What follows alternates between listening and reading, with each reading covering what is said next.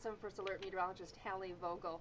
We head through the day today. We're going to see more sun the further south you are. The further north, a few more clouds. The chance for a few flurries remains just into the very early afternoon up towards Saginaw on the Thumb. A bit above average as far as our temperatures go here in the coming days, but we do see the chance for more rain this weekend. So here we go with our futurecast, and again, any chance for a flurry short-lived and very few and far between. Otherwise dry, an extended period of dry time too. We'll start to notice more cloud cover as we roll into Friday night and Saturday, and watch that system approaching from the west and southwest on Saturday. That'll bring us that opportunity for rain as we head into the weekend. Our highs today right around 40 degrees, a southwest wind at 5 to 15, so that is slightly above average.